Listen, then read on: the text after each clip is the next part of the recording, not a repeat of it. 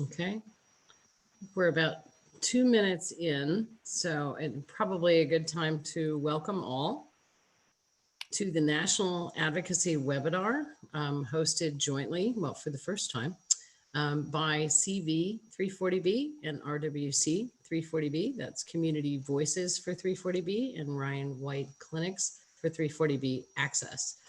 These two organizations have been on the forefront of engagement and activity on the 340B federal drug discount program, and we are delighted and thrilled to have their leaders here on the phone, and also folks from the clinics involved in the 340B program. We're going to talk to you more about the value of the 340B program to your communities. I'm getting a little echo. I think I need to ask our panelists to mute themselves if they're not speaking, just so we don't get that echo. And now I'm going to turn it over for a moment. Oh, by the way, Peggy Ty. I work at Powers Law Firm, and I'm actively engaged with CV340B and RWC340B. And I'm going to turn it over now for some webinar logistics to Rhiannon Marshall-Klein, who is the National Field Director Manager of CV340B. Hi, everybody. Thank you so much for joining our first National Advocacy webinar. We are excited to have this. We want to just let you know that this is a webinar that is being recorded. So if you have colleagues that want to watch it after the fact, it will be available for that. If you are interested in asking a question, go ahead and drop it in the chat. I will be monitoring that and we'll be answering questions as we go along. Other than that, this is a webinar. This is, the new era. So please bear with us if we have any technical difficulties, which we shouldn't. But we are looking forward to having a great program today. Thanks so much. We are going to go right into it. Peggy, do you want to introduce George? You are on mute. George said to me the other day, I want a t-shirt that says you're on mute. Yeah. And I had to do that when I was introducing you, right? Sorry, guys. Anyway, I am delighted and thrilled to introduce George Puckett, who is the president of CV340B and one of the original founders of that organization. He is a tireless advocate for the 340B program and a very strong leader. And I will turn it over to George. Hey, thanks so much, Peggy. Well, welcome everybody today. I think it's so exciting for this joint opportunity to work together with our colleagues at RWC340B. So just a little bit about CV340B. It's really an organization that's designed more about educating the community and sort of getting the message that the 340B program is really all about helping patients, patient advocates, consumers, faith-based organizations, civic and business leaders really understand what the heck the 340B program is and its importance. There's so many misconceptions about the 340B program. I often am surprised when I hear people talk about the program, and I know Bill is going to give us a little bit more education on it, but certainly our job is to help the community understand what it does, why it's so important, how it benefits them, and all the many facets of 340B. And we're going to hear today from representatives from hospitals and clinics and others who are going to share ways that the 340B program really provides better access to quality care in their communities and across the country. So with that, I'll turn it over to our fine team, and we look forward to a great webcast today. We'll flip to the next slide. Just want to point out one thing here is CV340B is a grassroots organization. So its mission is to educate, document, communicate, and elevate the successes of the 340B program. So CV340B is all about the grassroots. And for those of you who are community leaders, we want to know you, we want to work with you, and we think we can help each other. Yep, and Peggy, it's probably not, it's not unrealistic to mention that we'd like to do a similar regional webinar with some organizations. Maybe some participants on the phone today would love to reach out to us and see how we could do one of these in partnership with your organization to help both your community and others understand more about the 340B program and how it really helps healthcare in the country today. The other thing I love about you, yeah. George, is you cut to the chase. So I love that you cut to the chase, which is we will be having ways for you all to coordinate, connect by region.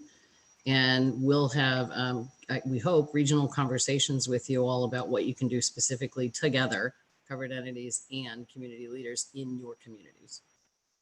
Bill, you were going to add something? Yeah. I just wanted to say a few more words about CV340B because I think it's a very important initiative. It's essentially designed to protect the 340B program long term. The premise of Community Voices for 340B is that the 340B program is actually supporting public health in this country. And the problem is that the public doesn't know about it.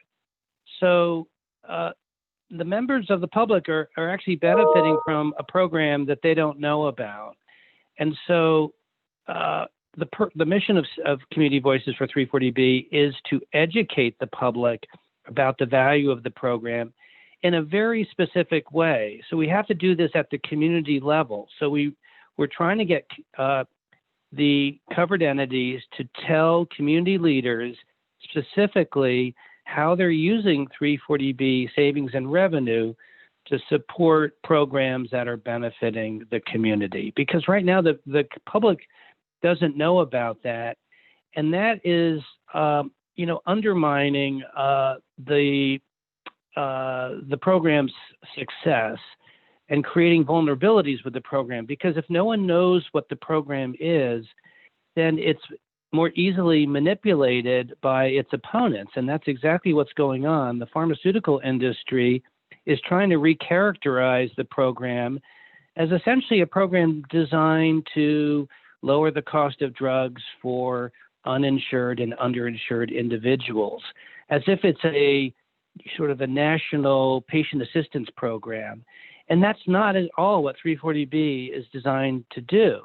So if we have more people in the public who understand the real purpose of 340B, then it's going to be much more difficult for opponents to manipulate its purpose. Beautifully stated. And we'll get into more details about the 340B program for those of you who don't. But now I have the pleasure of introducing Shannon Stevenson, who is a dynamic and brilliant leader of RWC340B and also a leader of her organization, SEMPA Community Care. So with that, I will turn it over to Ms. Shannon. Hi, everyone. Thank you so much to everyone who joined us today. This is a very important topic. We are very grateful and excited that 340B, Community Voices for 340B, invited the Ryan White Clinics for 340B Access to join this very important webinar today. We are two very different organizations, but we all serve the same goals and missions. And we really care about advocating and building a grassroots efforts for 340B, letting more people understand what the program is about, how it has been able to impact the lives of so many, and the threats from many different angles continue to come our way. And this would be very detrimental to not only the patients that we serve, but the organizations and community health centers across the nation. So a little bit about RWC340B, since I have a wonderful platform to talk about it. We are a national organization of HIV/AIDS medical providers, community health centers, federally qualified health centers that receive funding under the Ryan White Care Act. It was organized in 2013 by a group of providers that were seeking ways to preserve the benefits of the 340B program. And since its inception, we have expanded to include 49 organizations located in 24 states. And I actually think that we can update a few of those numbers over the past couple of weeks, thankfully. So what we do is we work together to advocate for the interests of fellow Ryan White providers that are participating in the 340B program. Our work has included educational and technical assistance, active advocacy, and even some lobbying at the state and federal levels. We also do a lot of peer-to-peer engagement with Ryan White clinics across the country. So again, very thankful that CV340B was thoughtful enough to invite us today, and we hope that we can add value to your organization and to the greater community. Thank you. Thank you, Shannon. So here's your agenda. We've made it through a couple of items already, and now we're going to dive into a 340B overview. We're going to talk about the threats to the program that Bill and Shannon alluded to. I'm going to give you a short and sweet elections update on what the 340B impact may be once we find out what the election results actually are. And then we're going to go into, as Rhiannon mentioned, a community provider panel. For those lovely faces you see on the right, those folks are going to talk about how they work with their communities, how they work at the national level, at the state level, and with community leaders to make sure everybody gets it, that 340B is a fabulous community benefit. Then we're going to go into the last couple sections of our program today is talking about how you can do 340B advocacy. How you can work in ways to support the program. And then we're going to talk about what's a new program for us is regional advocacy groups, where we're hoping you'll sign up with us to participate in regional advocacy groups where small sets of people will talk about what's going to work in St. Louis, Missouri, what is going to work in Texas, who can you communicate with, who can you talk to in these various regions around the country to help push the very important message that 340B should be something that has to be protected. So in that, and I noticed somebody mentioned this in the chat, how do we counter the messages from the other side? And I think that's a big part of countering the messages is having a groundswell of grassroots advocates who can help us, covered entity groups, protect this program. So there's your agenda. And now, and I know Bill and I are going to talk much more specifically about the 340B program, but we want to start off with a little fun video. This was produced by our friends at Let It Be, and it's something we've shown at other events because it just so easily encapsulates what 340B was meant to do, what it is, how it works, and how it serves communities. So please pay attention to this short video. What is 340B? To find out, let's go back to the early 1990s. Money was tight, as it always is, and it was a difficult time for America's safety net providers, those providers treating large numbers of poor and uninsured patients. So as part of the Bipartisan Veterans Health Care Act of 1992, Congress created the 340B drug pricing program.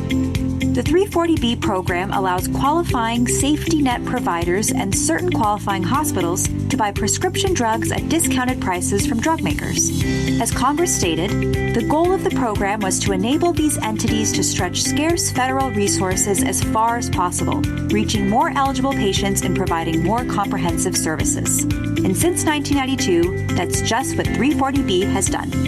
Let's explore how 340B actually works. Here is a small clinic in Ohio that participates in the 340B program, and two of their patients, Bob and Tina. Now let's say a 1-month supply of a diabetes drug costs the clinic $1,000 from a drug maker. Tina has private insurance, which pays the clinic $1,100 for her medication. Now, Clinic A has $100 in income. But with 340B, the clinic can buy that same drug from the same drug maker at a special lower price of $600. With 340B, the clinic still gets paid the $1,100 by Tina's insurance, but the sale now generates $500 in income, which the clinic must use towards its expenses. Now, along comes Bob, another patient at the clinic.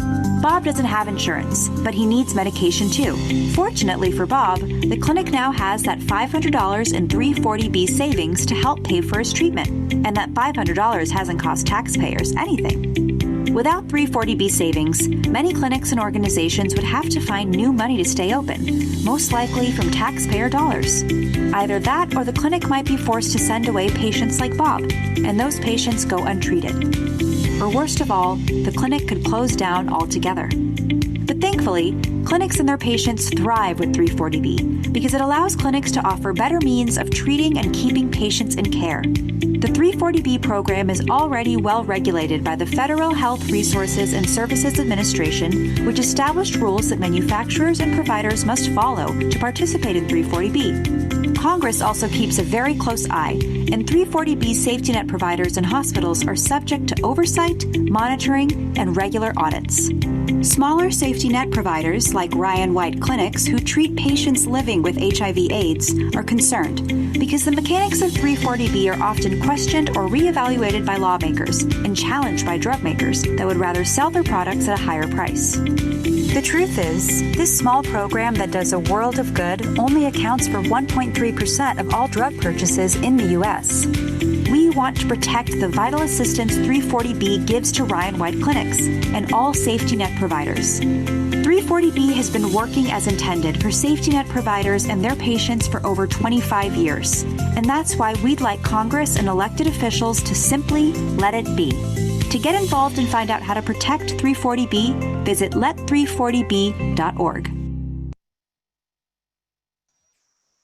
Again, really nice video that explains it very simply. A couple things updated. There is the percentage total of the proportion of drug company spending on 340B has gone up slightly, but what we've said for years is that is a small price to pay for manufacturers to be able to participate in the Medicaid program, which was the genesis of the 340B program.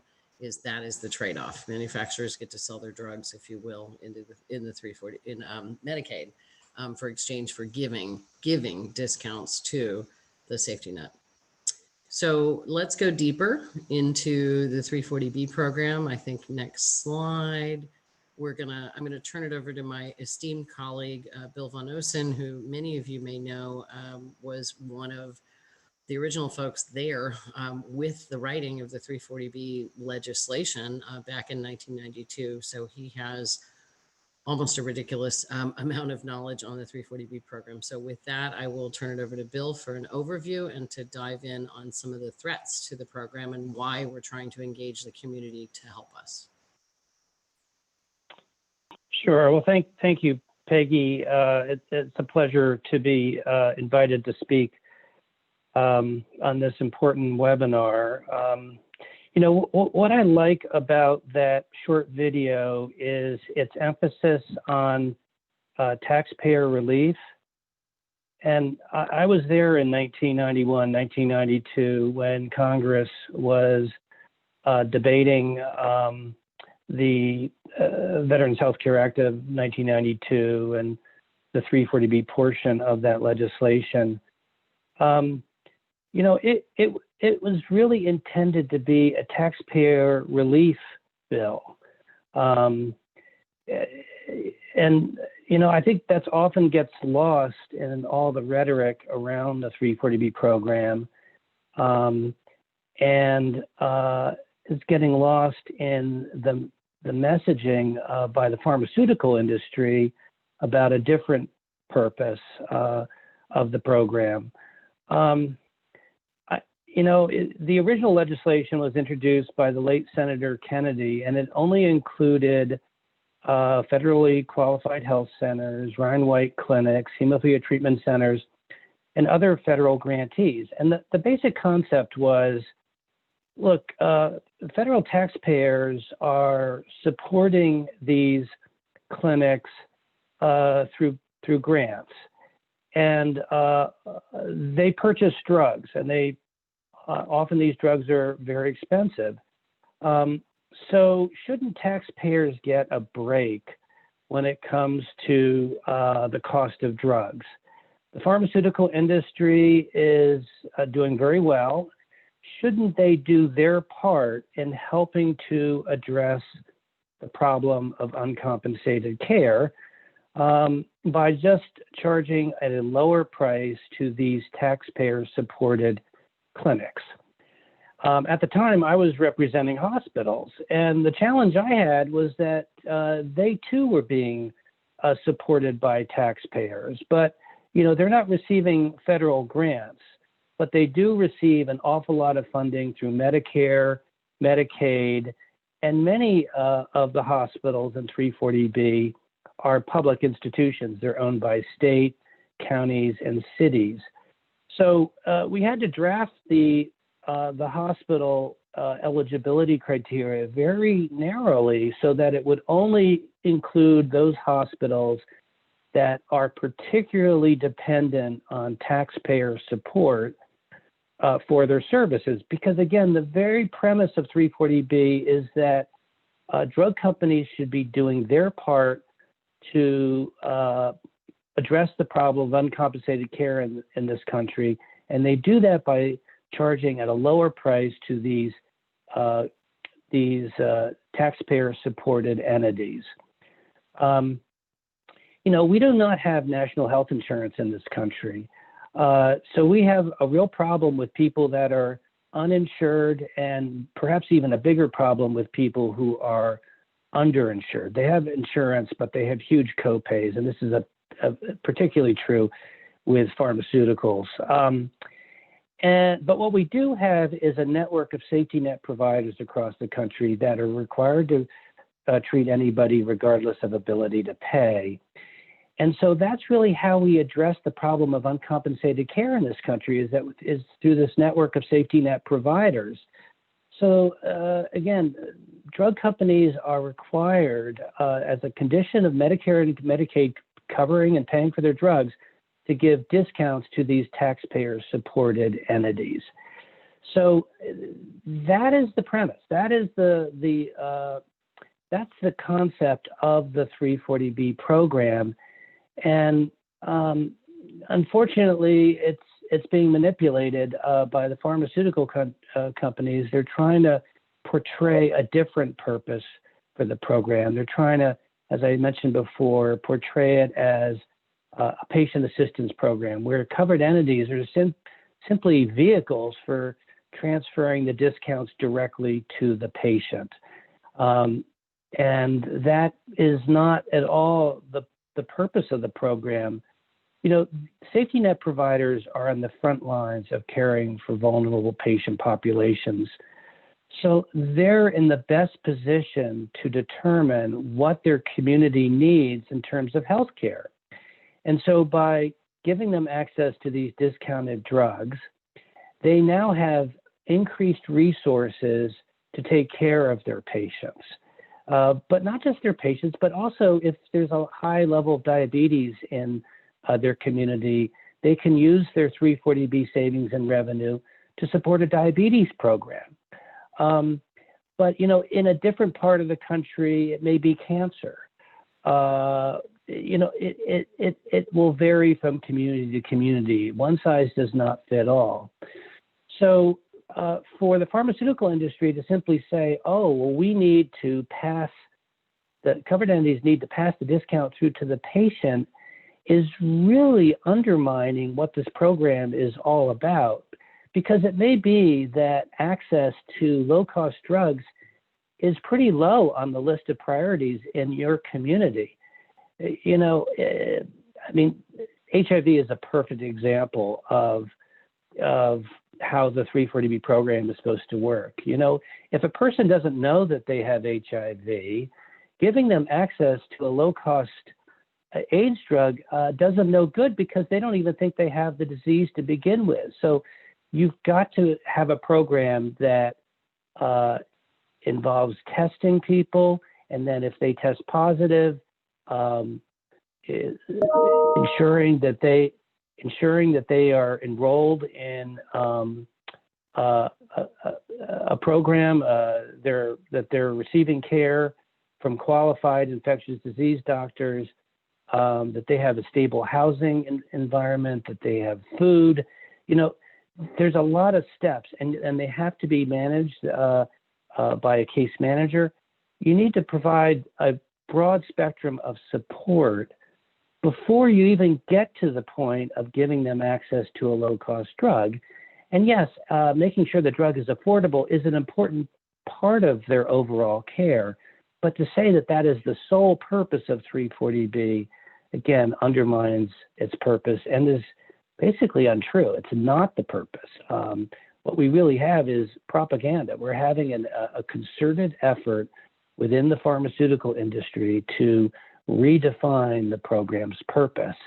And it sounds good, you know, it sounds good. Oh, the program's supposed to lower the cost of drugs for patients, but it's actually doing enormous harm to public health because safety net providers participating in 340B need that savings and revenue to meet the healthcare needs of their local population. And it often is not the cost of drugs. It's often a diabetes program or a housing program or case management or any number of different programs. That's what they really need. And again, for Congress to sort of dictate what those needs are is unfortunate because those needs really need to be identified and addressed at the local level. I guess there's another point I want to make too, which is related, which is the benefit of 340B is twofold. If you are serving a patient who's uninsured, then being able to buy the drug for that patient at a lower cost means that you're essentially losing less money on them, right? Because they're not going to be able to pay out of pocket for that drug. So the safety net provider is going to have to eat the cost of that drug. So being able to buy it at a lower cost means you lose less money. But for your insured patients, you're actually making more money. And unfortunately, the drug companies are portraying that as an abuse, that somehow safety net providers are pocketing profits for themselves. Well, safety net providers are legally obligated to take any money that they have and invest it in patient care. These are all nonprofit or governmental entities. They can't profit off of anything. They're by definition nonprofit. If they were to somehow use the money to buy an expensive car or something, they'd violate IRS rules, among other rules. And that's not what's going on here at all. They're using that profit to care for their patients. And in some ways, 340B is privatizing indigent care or uncompensated care. So instead of taxpayers having to fund uncompensated care, it's being funded essentially through manufacturer discounts. That's really the concept of 340B. And there's been discussion about expanding it. So why is it just drug companies that are contributing to the cost of uncompensated care? Maybe medical device manufacturers should also be contributing. There's been talk about creating a similar program for the medical device manufacturers. Anyway, I just wanted to give you an idea of how this program came about, that it was essentially a taxpayer relief program. And unfortunately, through a very deliberate and well-financed public relations campaign by the pharmaceutical industry, it's being portrayed as having a different purpose that's now being abused. So we have seen in the past few years numerous bills being introduced by allies of the pharmaceutical industry that really reflect a different understanding of the program's purpose. But one way or another, those bills would reduce the size of the program and turn the program into essentially an entitlement program where covered entities simply pass the discount through to their patients and can't use the discounts to support their own activities. And that would be such a shame. And it would undermine public health because, again, we feel strongly that the 340B program is supporting public health in this country in a way that doesn't cost taxpayers money. And that's really an important and powerful program. Consider a public health program that's not costing taxpayer dollars. It's simply being funded through discounts by manufacturers. And, the manufacturers are still making money. They have a requirement to give their best price to covered entities. So all they have to do is match their best price. These are the prices that they're giving their best customers in the private market. So just asking that they give that same price to these tax-supported entities is eminently reasonable. So do I have, are there other threats that I need to I describe? think just to kind of summarize these two slides, where are the threats coming from? And I think Bill outlined this beautifully, but I would just organize it for you. They're coming from these national, what we call trade associations, called Pharma and Bio. So those are the manufacturers associations that have been fighting for many years, and a very well orchestrated campaign. Earned media, paid media, state lobbying, federal lobbying, really big money has gone into the manufacturers trying not to pay as much in savings or to eviscerate the program entirely. The next place that the threat is coming from, and this is really recent in the last several months, is that in some individual drug manufacturers are doing what we think is attempting to regulate the 340B program themselves. Demanding information from 340B safety net providers and turning the 340B program into a program that doesn't have the proper government oversight, that doesn't have the proper congressional review. So I don't think we plan to get too deeply into this, but what I would say in short is that there are hundreds of members of Congress who have written letters to pharma. They've written letters to Congress to say, this is not okay. When the manufacturers decide to make up the rules, and as RWC340B said in their press release, it's like the fox garden, the hen house. It is a giant upending of the program that we are not tolerating, and Shannon will speak to this in a minute. But we hope that community leaders will also stand with us in not tolerating those manufacturers' attempts to regulate the program themselves without government oversight. The other places these threats to the 340B programs are coming from, and there are a lot of them, right? So 4 pretty major ones: insurers and pharmaceutical benefit managers. So these are the folks who are the payers that you saw in those videos, or the middlemen between the payers that you saw in the video. And we have been active on behalf of RWC340B and working on the state level to prohibit what we're calling discriminatory reimbursement. So this is where some of these insurers or pharmaceutical benefit managers put in their contracts or their policy manuals that if you're a 340B safety net provider, you're going to be treated differently. And essentially what happens is these for-profit entities are taking away the savings that is supposed to go through the covered entities to your community.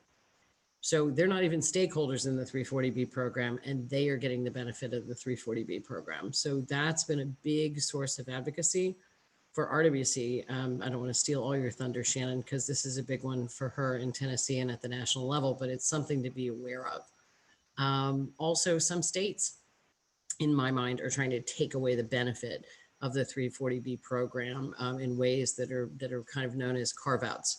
And this is hottest right now in New York and in New Jersey, and it's happened in a couple of other states. And the covered entity, as we call them, that's the term, community, or I call them the safety net providers or the frontline providers, that's really who we're talking about, are the ones who are going to be the most hurt by all of these proposals and all of these different groups that are coming after the 340B discount. So why are we alarmed? Everybody's after us.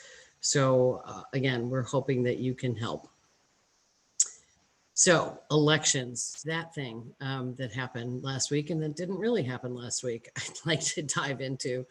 So what do we know? And this I put together yesterday, and it's already changed. So we know that the Senate is probably going to be in the majority, the same majority as it was before, they're in Republican control with McConnell as the lead.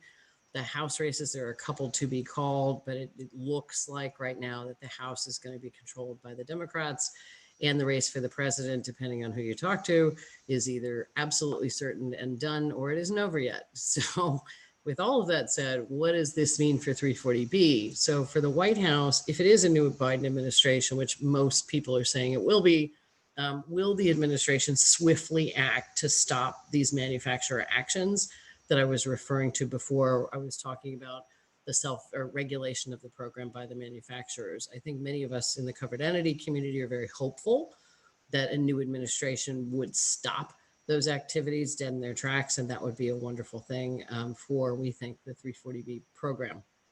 Not sure if that'll happen, but that I think is what a lot of people are trying to angle for.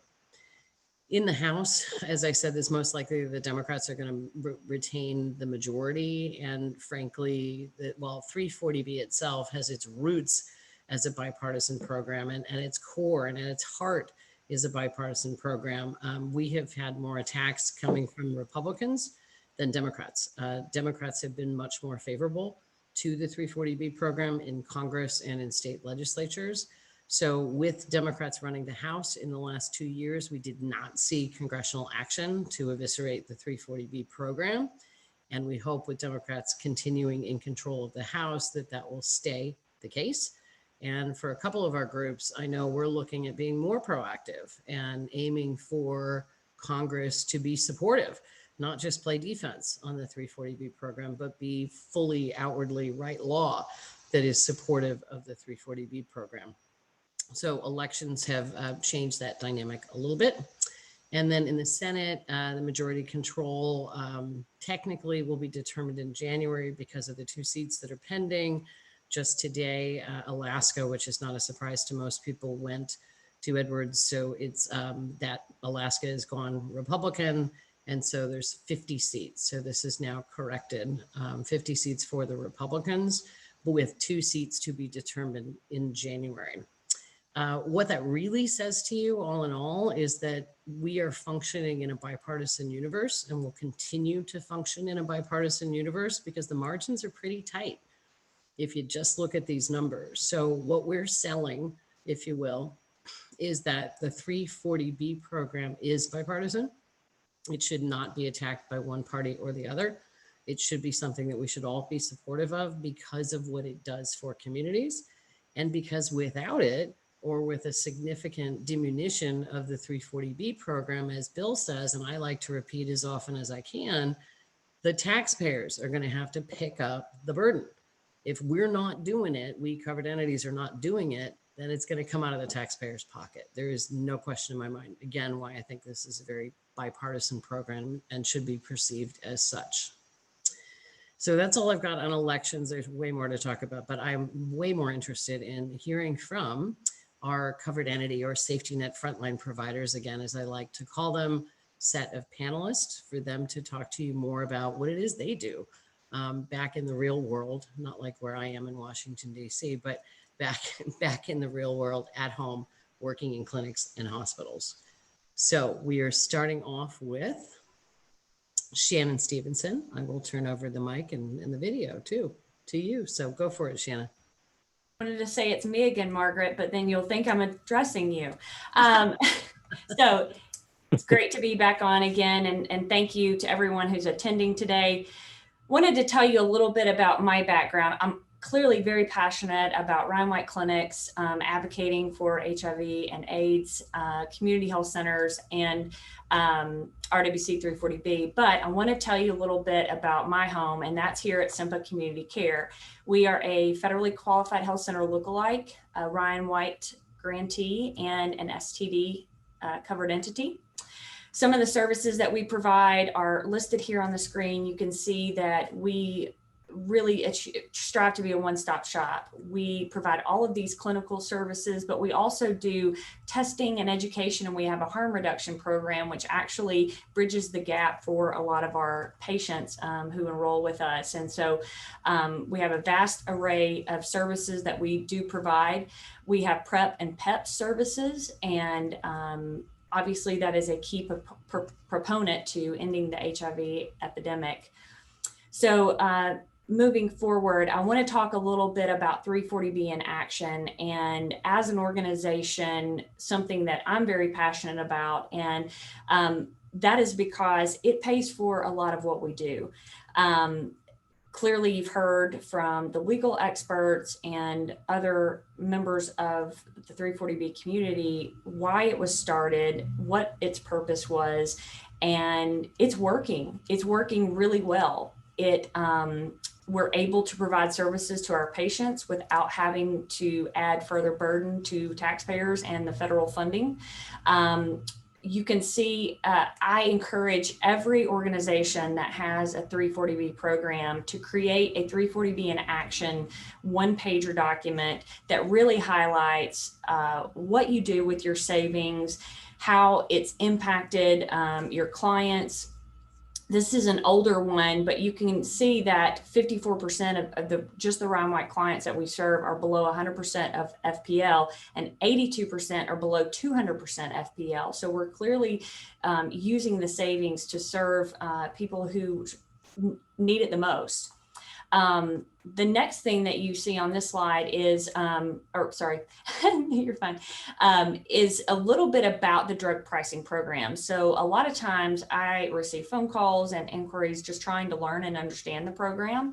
And that's something that we're happy to educate people about. So, you know, there's a lot of misconceptions in, well, we can't lobby. You're right, you can't lobby, but you can educate. And to that end, really all of your elected officials, stakeholders, community members, they should be aware of what your program is and the great services that you're providing in the community. How you're able to do that is through this program, giving them some background on the program, what it was for, why it came into play. And it's been so surprising to me how so many people that are elected officials, and I'm talking local level all the way up to Congress, they don't know. So you can educate them, and I encourage you to do that.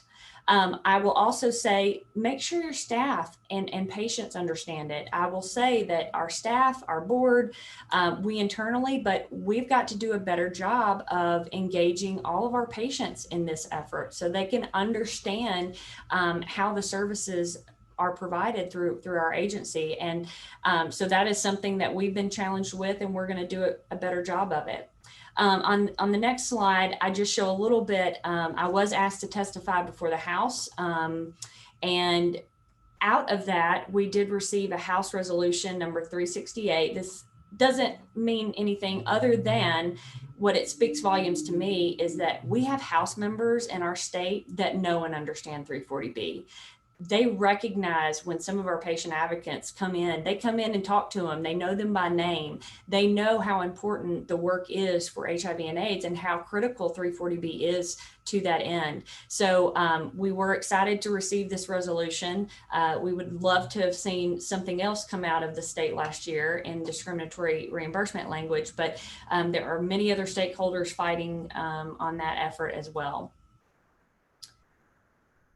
So a little bit about RWC340B. I know I got to share some in the very beginning, but the executive team and board decided to invest into a study, a third-party study, where we wanted to kind of see where is the impact, how are Ryan White clinics using the 340B drug pricing program, what would happen if they did not have the program, who are they serving? And so we, it's a pretty long study, but we came up with a 2-page fact sheet. And what you can see on this is that 50% of all people living with HIV and AIDS in the US receive medical care through the Ryan White Care Act. Our client demographics are 73% are from racial or ethnic minority. 61% live at or below the federal poverty level. And so this gave us a really good capture of why it is so impactful to have the wraparound services that Ryan White Care centers can provide, but also are funded by 340B. Okay, and that's kind of my piece. I hope that we will engage some time to discuss and talk. I do also want to share that in addition to fighting and providing education, we have been on the forefront of combating a lot of the manufacturer issues. I didn't put a whole lot of slides up about this, didn't put a whole lot of information up, because I'm hoping that each and every single one of you will go to our website. That's RWC340B.org.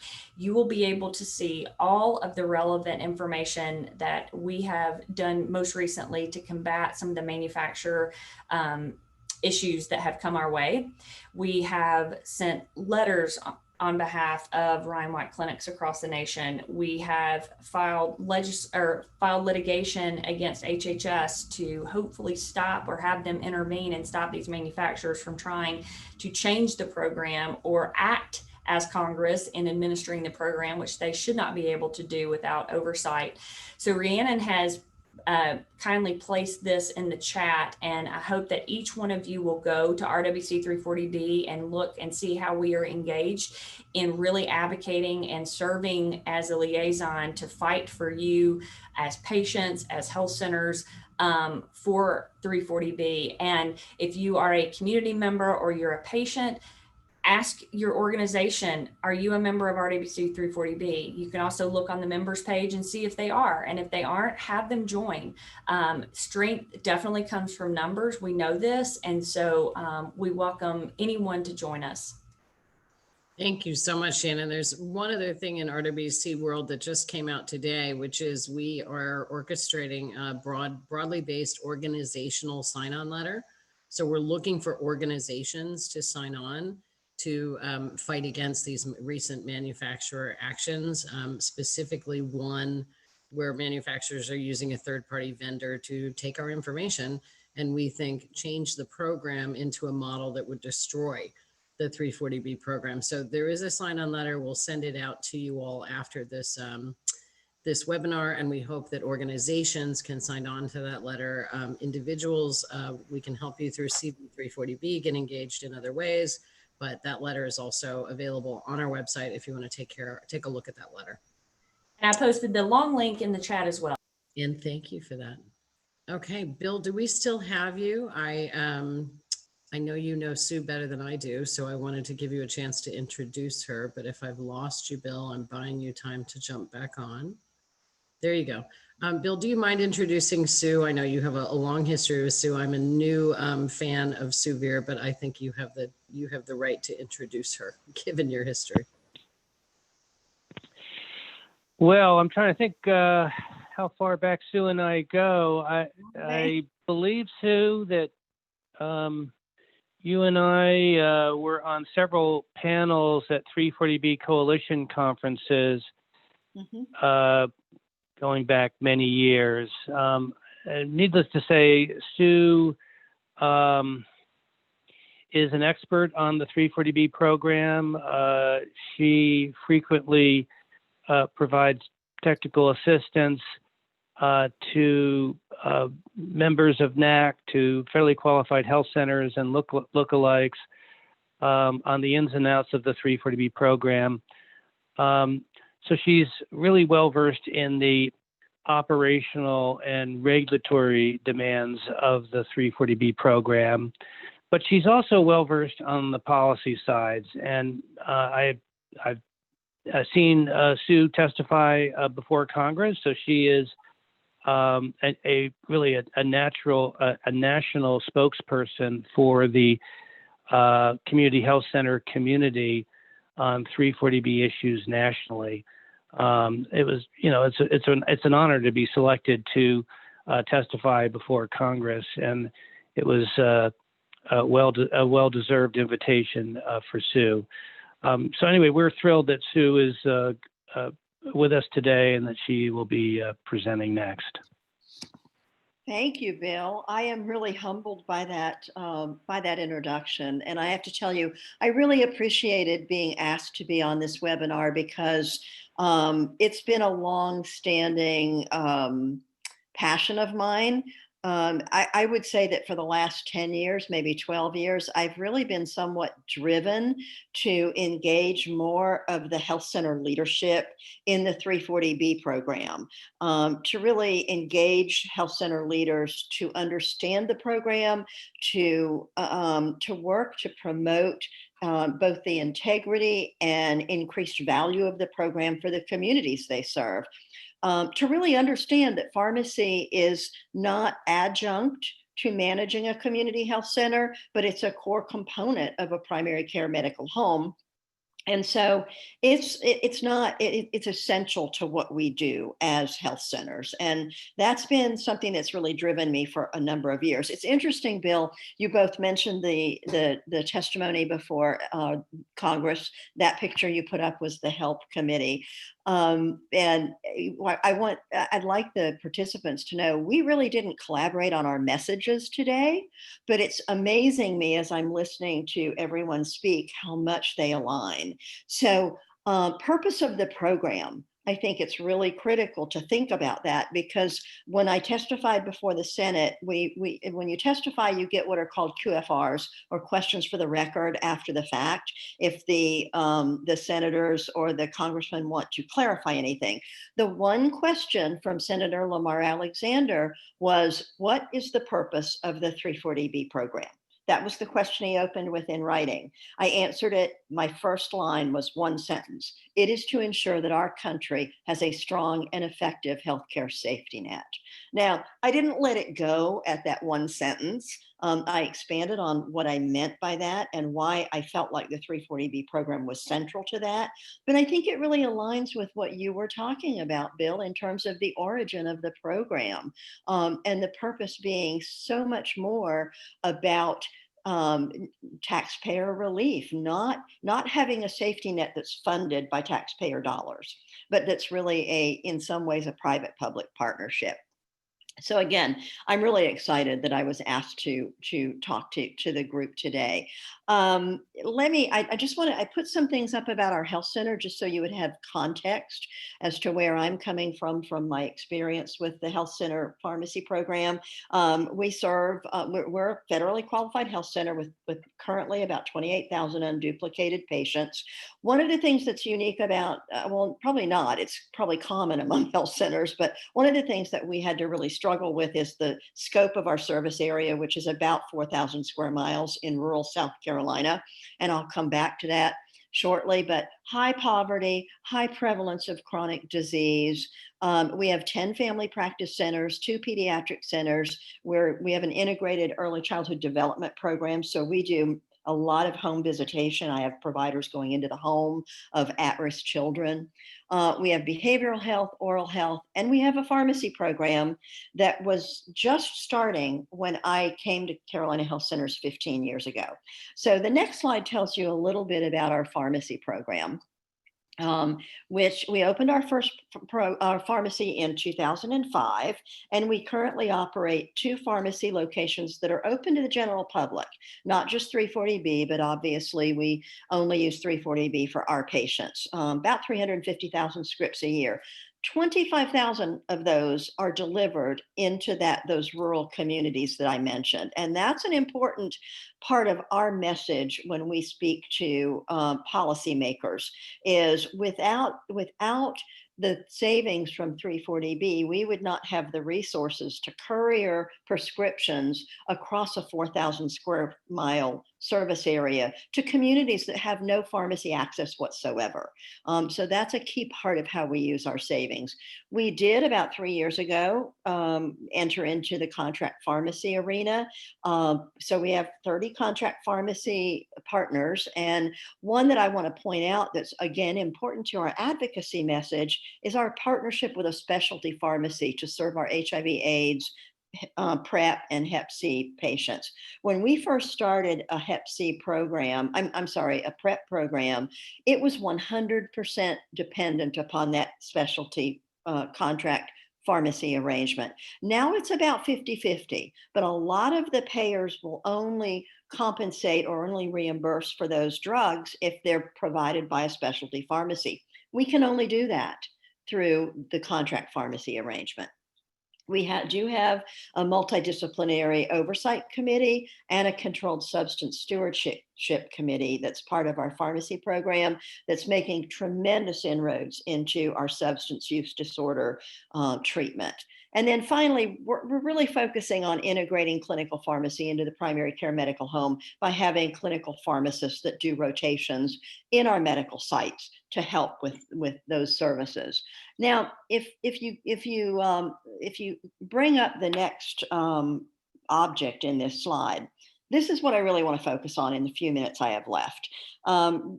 This is really at the heart of my advocacy message, at the heart of what I've worked on. It's really this pharmacy trinity. And many of our listeners have probably seen me use this before. But it really speaks to the fact that the value of the program lies at the center of where access to affordable medication, which in turn drives quality outcomes, increases our capacity, not just as a health center, but it is absolutely critical that we communicate the message that we as 340B covered entities and our use of this program really drives increased capacity across the entire healthcare delivery system. Essentially, we bend the cost curve in the right direction by using access to affordable medication to keep people well, keep them out of the ER, and to fund other services that are provided, like behavioral health, that address the capacity within our healthcare delivery system. So let's go to the next slide, and I want to talk about our value message.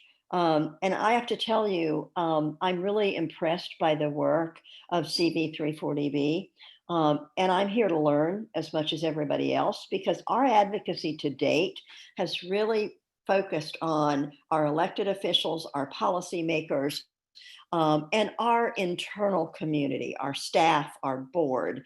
I'm really anxious to learn more about how I can engage people out in the community, community leaders, churches, civic groups, to get them to understand the value of this program for the community. On the left-hand side of my slide, you'll see what our contribution margin from pharmacy supports. And I use that term contribution margin very intentionally, because Bill, you spoke to it a little bit earlier. It is perfectly normal for a business to have a margin on the services that they provide. That's expected. And what 340B does is it gives us a little bit greater margin to provide those services that we would otherwise not be able to provide. So I always use the term contribution margin because it contributes to achieving our mission. And you can see the things that it provides there. Again, when you were talking, Bill, I almost laughed to myself, because you spoke to the fact that without that contribution margin, the one that 340B provides, the cost to keep our community health center program whole would be quite significant. And the community health centers overall have really strong bipartisan support. So when you think about what it would cost, if we could come up with a price tag for what it would cost to keep the community health center program whole across this country, that shifting that cost to the taxpayers would be unbearable. So to me, that's a real strong message. So as I said, the focus of our advocacy to date has been educating officials, policymakers. We do, by the way, educate our staff. We're doing onboarding today, and every one of those 6 employees that are being onboarded, including providers, they'll be presented with what 340B is. So we're doing that education with our staff. But we have the recommended 1-pager. Shannon, yours is beautiful. I can't wait to ask you for a copy so I can send it to our marketing folks. In addition to that, I send a quarterly update to the congressional staffers that I've gotten to know among our delegations, and we may not have anything new to say, but it'll talk about the patients that are served.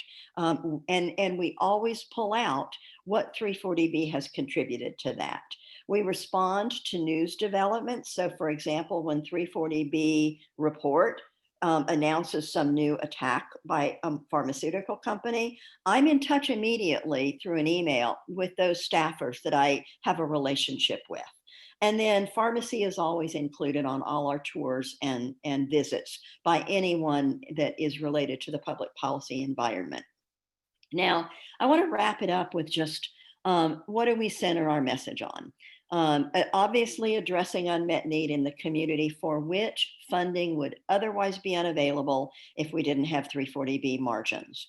The patients we don't talk about the dollars. We talk about the patients served, the outcomes improved, the lives lived, and lives improved, and costs that are reduced across the delivery system. So we have one of our sites that sits next door. It's integral to a hospital campus next door to an emergency department. We can fund some of our after hours care through 340B margin. That keeps people from going to the ER because they can walk next door to our after hours clinic. So that's an important thing to focus on. What are the current public policy priorities? So eliminating the HIV/AIDS epidemic, I can't do that without my specialty contract pharmacy partner. So that's an important public policy priority to focus on. And then overall, how are these services driving improved quality, cost effectiveness, coming back to that message that we bend the cost curve in the right direction. And Peggy, you mentioned that the overall spend has gone up, but that increase is insignificant. It's my son lives in a town in Mississippi named Picayune, and it means little bitty. And you know, the increase in the spend is Picayune compared to what we save the overall healthcare delivery system as a program. So like Shannon, I hope we get to talk a little bit more later. Yeah, beautifully said. Thank you so much, Sue. All right, now you're going to see a guy on your screen and you're going to see a guy in the window, and they don't look alike, do they? John, all the facial hair, who are you? I'm delighted to introduce him, and I think that Rhiannon and I will probably fight over introducing him because we're big fans of his equally. John is the government relations officer at Sparrow Health System. He has been actively engaged with CV340B almost from the start. He's been a frequent presenter to our group, and because he's so good at it. I also respect and admire John for his activism within his own community.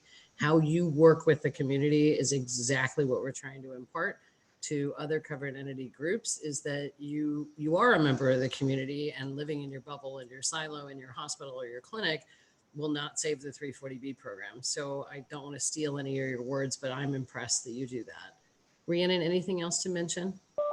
I just like to say again, John has been an excellent partner here in Lansing, Michigan with myself, and has actually been so invested in CV340B that he is now a part of our advisory council, helping us to navigate what we do next. So thank you so much, John, and I'm excited to hear what you have to say.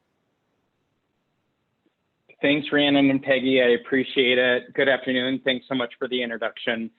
I'm certainly happy to talk about the 340B program and our interaction with the program, as it's very important to our organization and the communities in which we operate.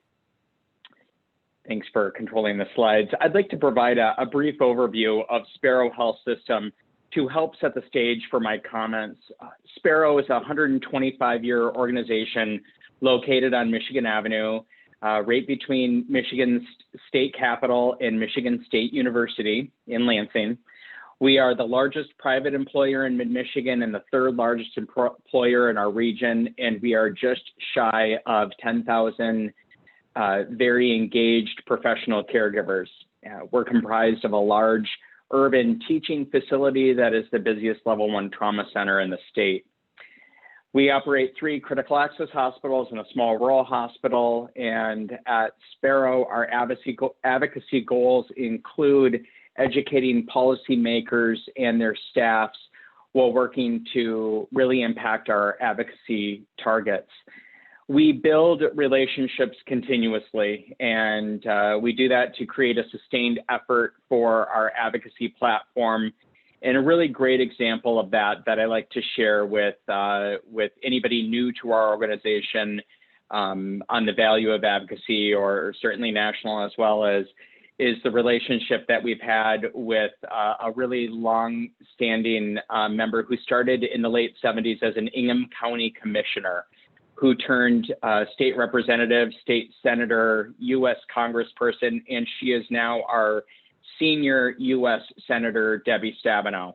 You cannot cultivate a better advocate than a homegrown grassroots advocate. So starting as soon as possible to convey that message to that audience and just continue to reinforce it is really important to us. And that relationship has just paid dividends through the years. And we've got a very strong advocate on 340B issues with her and both of our U.S. senators, that is. Part of our goals include community engagement and stakeholder engagement in our advocacy message. And our involvement in 340B advocacy is a great example of us doing so.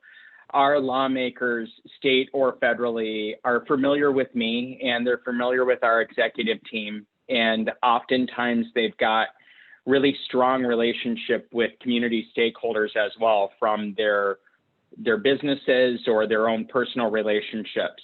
And we like to make sure that our community stakeholders have a good understanding of our legislative priorities and how they can assist us in advocacy when necessary, all for the greater good of our community. We continue to educate and inform our partners that include the local county health departments, the area FQHCs, community groups, neighborhood groups, faith-based organizations, and as I said, our business partners. And we found it helpful to be proactive with the great things that the 340B program allows us to do, such as our mobile health clinic or the primary care clinic that we established at a local homeless shelter. And as one of my colleagues said, really decreasing the utilization of the emergency department for the situations that don't warrant emergency care. These are just a couple of really good examples that allow our community to see this program working and working well, and allows a great connection to the awareness.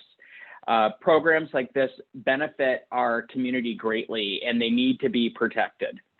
We have done calls to action, seeking our community groups or our grassroots advocates to assist us in communicating the benefits of the program to the right audiences at the right time.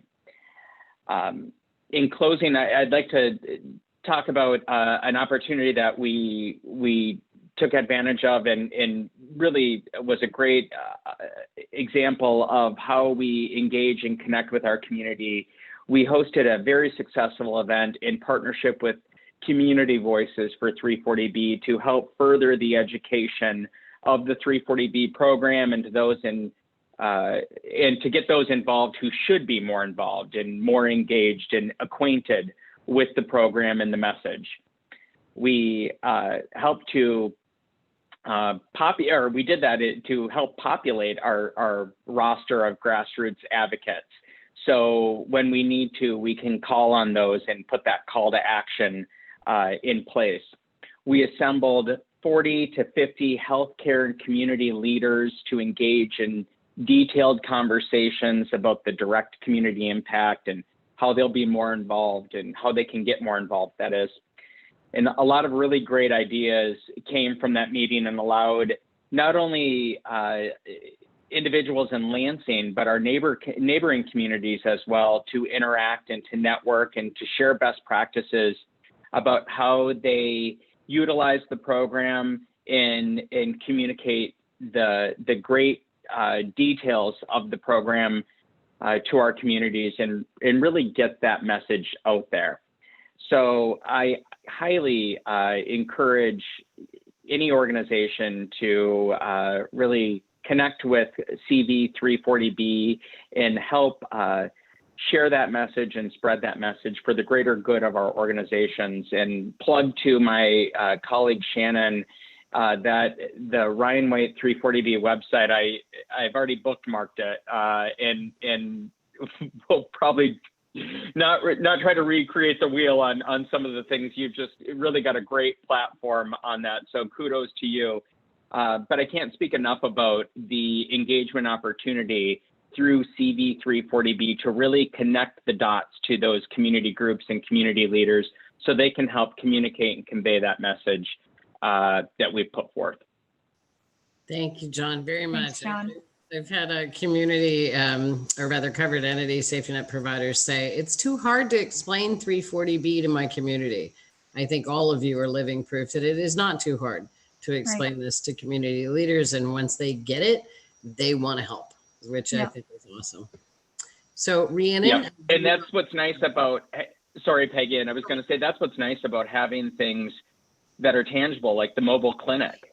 Because when you roll that through the community and people see it serving underserved areas and really providing a whole level of access to parts of communities that had never, that don't have that type of healthcare access that we refer to as healthcare deserts, really helps solidify that message and the importance. So can't speak enough about the ability to do that. Making it real. Great. Yeah. Thank you, John. Nicole, while I'd love to introduce you, I think this is best for Rhiannon to introduce you. Thank you, Peggy. Nicole is the executive director at AID Atlanta and has been an active member of RWC340B for several years now. She is a 340B powerhouse. She knows her stuff. And just a wonderful advocate and great at explaining what 340B does for AID Atlanta in very tangible ways. So I'm going to hand it over to Nicole and have her tell you a little bit about what she does. Good afternoon, everybody. Thank you, Rhiannon, and thank you to the organizers of this webinar to help educate people more about the 340B program. I'm honored to be asked to present. So AID Atlanta, just probably similar to Shannon, we're a longstanding HIV/AIDS organization here in Atlanta, Georgia. We cover the 20-county metropolitan Atlanta area, as well as we have a smaller clinic in Noonan, Georgia, which is a little bit more rural. We also provide services like case management, HIV testing, STD screening, free treatment for those folk. We have PrEP provided. We also have mental health services. We do have 2 on-site pharmacies as well through our HF affiliation with HF. We also do education and prevention work across those areas as well. So that's just kind of us. We probably see about, in our Ryan White program, maybe about 4,000 people. We are Ryan White funded, as you see on your screen. We're funded by Ryan White Parts A, B, and C. And we also have the STD covered entity designation as well. We've been a member of the coalition, the 340B RWC coalition for about 3 years now, and have been involved with several activities through that effort. And some of that includes providing education, specifically training our staff regarding the 340B program, client education. We've had writing letter campaigns, which is really on the ground, just having members or our clients writing actual letters regarding the program and how it's been beneficial to them. We've been involved with some local recruitment of other RWC members, trying to engage folk who also have the 340B covered, especially Ryan White C covered entities designation, to get them involved and get them involved with the advocacy. We have I've made some visits on the Hill with the team, which were very helpful as well. And I think that those definitely have an impact.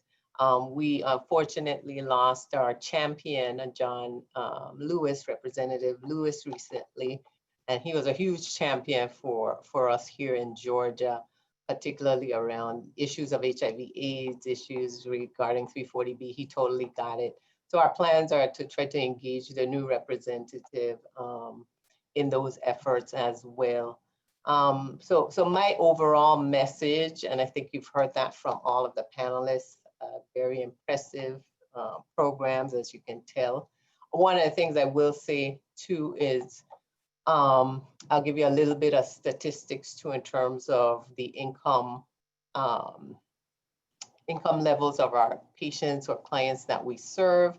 About 75% of those are below FPL, the federal poverty level. About 91% of those are below 200% of the federal poverty level. So we're seeing the least of these, and we're serving the community who has the least amount of resources available to them.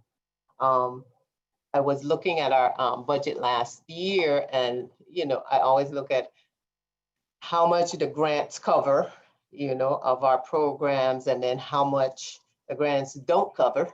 And I was looking at 2019 in particular, and if we took our healthcare center here in Midtown, the grants, if we did not have 340B, we would be $600,000 plus in the hole in terms of trying to serve all the patients that we do.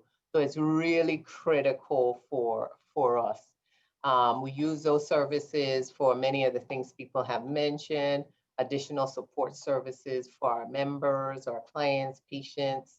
That could be anything from basic things like food cards, MARTA transportation, Uber transportation for our members, labs. You have to do required lab work for our members every 3 to 4 months, and our grants definitely does not cover all our lab costs. So these funds go directly back into client services and service directly to our patient population.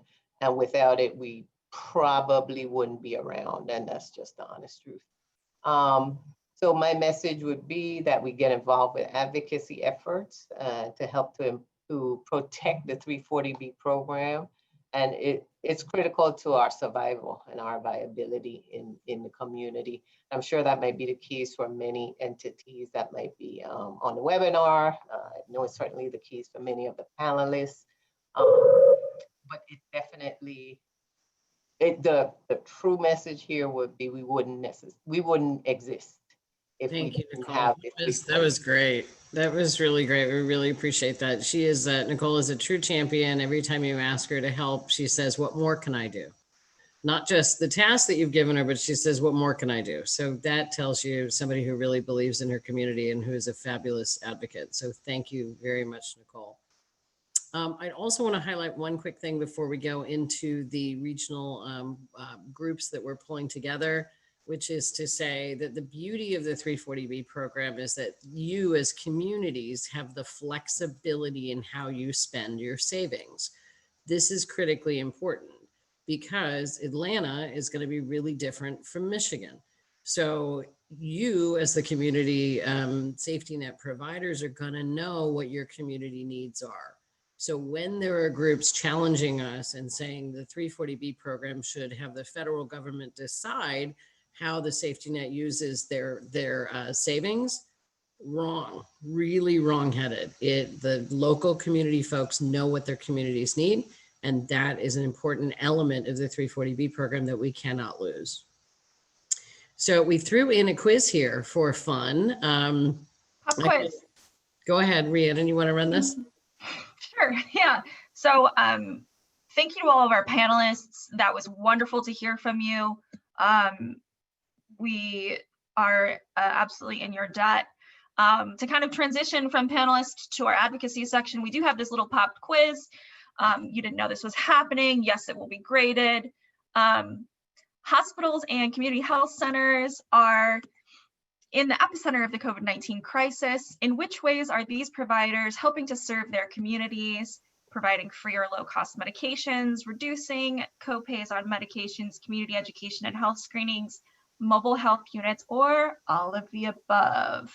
And I would throw in Ryan White clinics too. Sorry, this Yeah. should say hospitals and clinics, meaning both FQHCs and Ryan White clinics. Absolutely. And drum roll, all of the above. Woo! Good answer. You're listening. Thank you. Yeah. All right, moving on. Okay, so we're going to go ahead and enter into our advocacy portion. This is going to take up the last part of our webinar. My name again is Rhiannon Marshall Klein. Many of you know me from the 340B sphere. I am the National Advocacy Manager, National Regional Director Manager for Community Voices for 340B. I am here in Michigan. I do our national advocacy work and oversee our regional directors, as well as our local regional work here in the state of Michigan. We also have a wonderful regional director in Texas. His name is John Reed. He does all of our regional director work, community-based advocacy in the state of Texas. So John, will you just say hello real quick and wave? I want to say hi, and I just want to mention something Shannon just said, that we want to take the time out to thank all our veterans on this day, on this Veteran Day. I just want to let you know that here in Texas, we're getting churches involved, the faith-based community, also the community leaders. Also, we're looking for organizations. I know COVID has stuck a setback, but we're getting back out in there to get these grassroots. I have a lot of advocacies that benefited from 340B, have personal testimony. So when we do resume the Zoom workshops, it'll be folks on there would be able to give their testimony how 340B have helped them. And I just want to appreciate everyone who came on today. Yeah, so what John does in our regional, in the state of Texas is community advocacy. We have a great, vast array of community advocates, from patients to religious leaders, faith-based leaders, civic leaders, state and local leaders who are all interested in the 340B program and interested in advocating for it. So if you're one of those people, we have several resources to advocate for 340B. Some of them are listed here. So we have writing a letter to the editor. This is a big one. In the beginning of our webinar, we had a couple of questions about how are we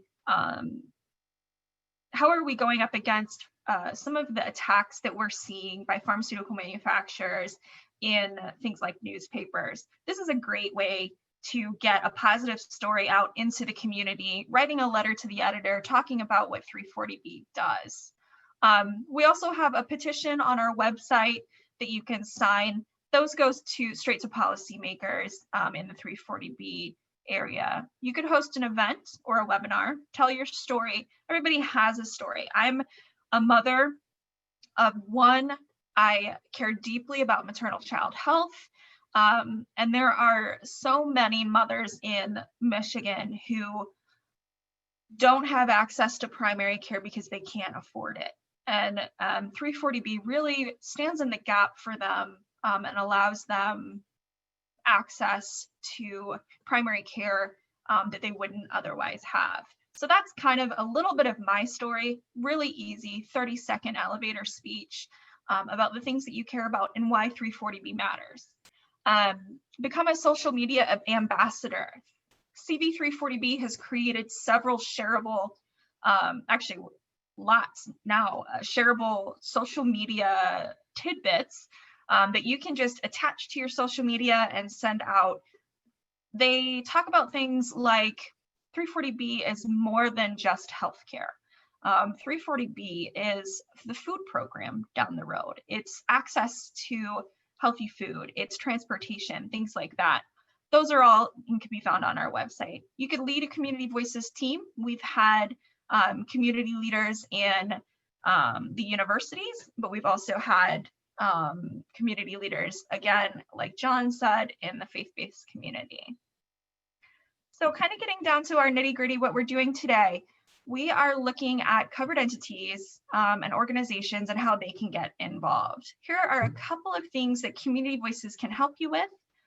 Creating a proactive 340B plan, fostering community networking, creating social media content like I spoke about before. Here are some of our advocacy resources that are on our website if you go to CV340B.org. Again, sample letter to the editor, so you don't have to do this all by yourself. CV340B is here to help you. We have these little postcards that we can send you. Lots of shareable infographics. Our regional advocacy groups are what we're introducing today. This is our new idea on how we can share our experience and engage the community to advocate for 340B. These regional advocacy groups are going to be centered around what works where you are. What have you been doing to engage business leaders, faith leaders, patient advocates, that are focused on health disparities, and how do those groups engage with you? How do we move forward and educate the community that doesn't know about 340B and then inspire them into advocacy action? These regional groups are going to be formed after this webinar. And so if you are interested in being a part of a regional group, we have a Google form. And Peggy's going to drop it in the chat. She did already. Perfect.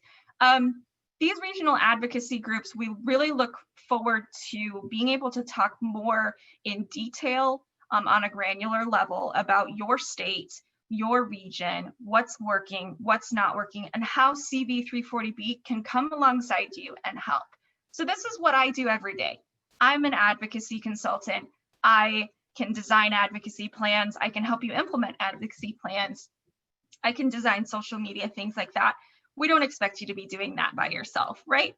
So the more we get together, the more we talk to each other, the better we can engage our community, and then our community can band together and engage policymakers.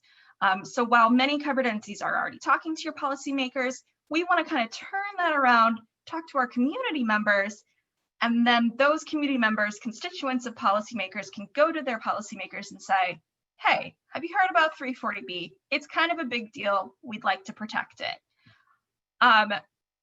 One thing I'd like to say quickly is that these regional advocacy groups, we're going to get them up really soon. So if you would like to be a part of a group, please get on the form, put your information in as soon as you can so that we can form these groups and get you out a Zoom meetings invite before the end of this week. We're going to start these next week. So just make sure that you're counted, make sure that your information is in there. Anything else, Peggy? Yeah, Rhiannon, I'd say we'll send a follow-up email. So if you didn't catch the link in chat just now, for those who had to drop off early too, we'll make sure we send out a follow-up email so you can click there and sign yourself up to be part of these regional advocacy groups, which frankly is, I think, the only way to fight against the imposing and really scary threats that are facing the 340B program. Yeah. Very well-heeled opposition. Yeah, absolutely. And I think that community members really their voices hold a lot of weight. And so, you know, while I might be talking to a member of Congress for the 70th time and they don't want to listen to me anymore, if I get my neighbor to come with me, it's a little bit more of an impact. So we are very excited about doing these regional advocacy groups.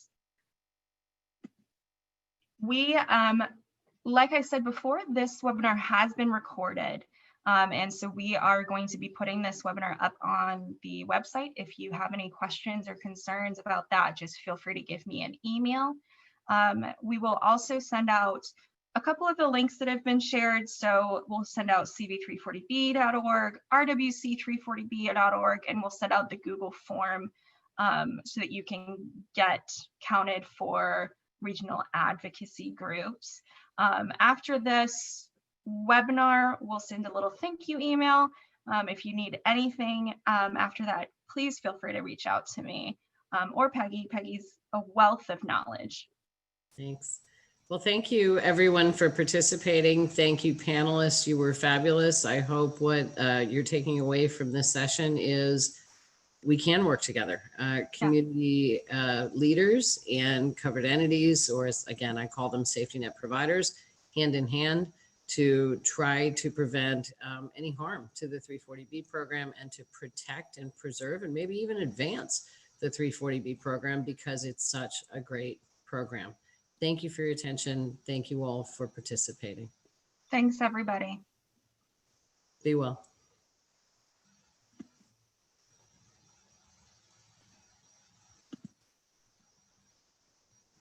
Thank you, Sue. Thank you.